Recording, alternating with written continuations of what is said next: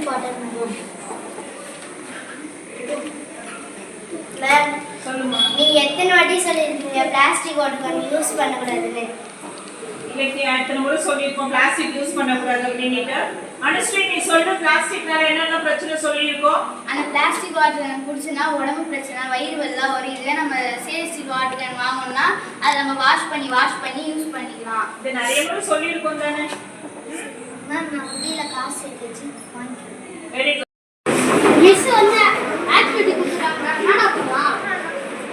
ஏய் அவனா கூப்பிடுறேன்னா நானே பாத்துறேன்.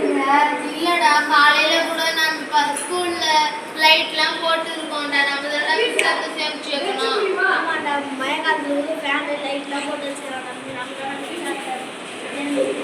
ஆமாண்டா அத்தனை தலைமுறைக்கு மின்சாரம் இல்லாம போயிடுமா தெரியல. நம்ம தானே மின்சாரத்தை சேமிச்சு வைக்கணும்டா. ஆமாண்டா எல்லாருக்கும் போய் சொல்லலாம்டா. எங்கெங்கேயும் ஓடுறாங்க.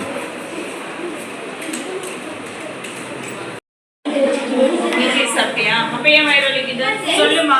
கூட அடிக்கடி வயிறு வலிக்குதுன்றா. ஆமா நிறைய லீவ் போடுற அதுக்காகவே நான் ஒழுங்கா சாப்பிட்டாதானே நான் வயிறு வெளில வராம ரெண்டு பேரும் ஒழுங்கா சாப்பிட மாட்டாங்க. லஞ்ச் டைம்ல சாப்பிடுறதுனால பால் சாப்பிட்டு பால் கீழே கொட்டிடுறாங்க. அதே கம்ப்ளைண்ட் தான் சொல்றாங்க வீட்லயும் இல்லையா? சரி என்னெல்லாம் சாப்பிடணும்? காய்கறிகள், பழங்கள். எதனா காய்கறி சாப்பிடக்கூடாதுன்னு சொல்லியிருக்குமா நாம?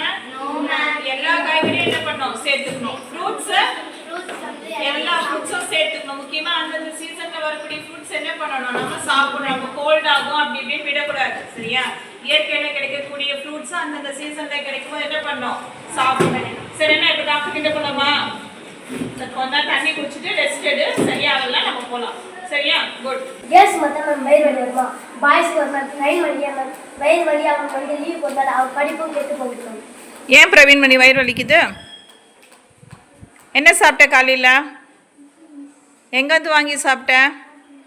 ஹோட்டலில்? இன்னைக்கு கூட கடையில் பார்த்தேன் மிஸ். சுடு சுடு சாம்பார் கவரில் வாங்கி வராங்க.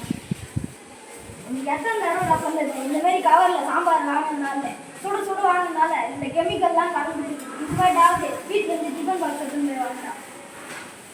வெங்காயத்துக்கு ஒரு கவரு, தக்காளிக்கு ஒரு கவரு, கத்திரிக்காய்க்கு ஒரு கவரு, கேரட்டுக்கு ஒரு கவரு. வீடு ஃபுல்லாக என்ன பண்ணலாம்?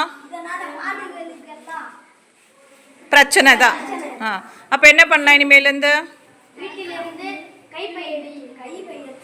Very good. கைப்பை எடுத்துன்னு போயிட்டு என்ன பண்ணலாம்? தேவையானதெல்லாம் வாங்கிட்டு வரலாம் இல்லையா? Very good.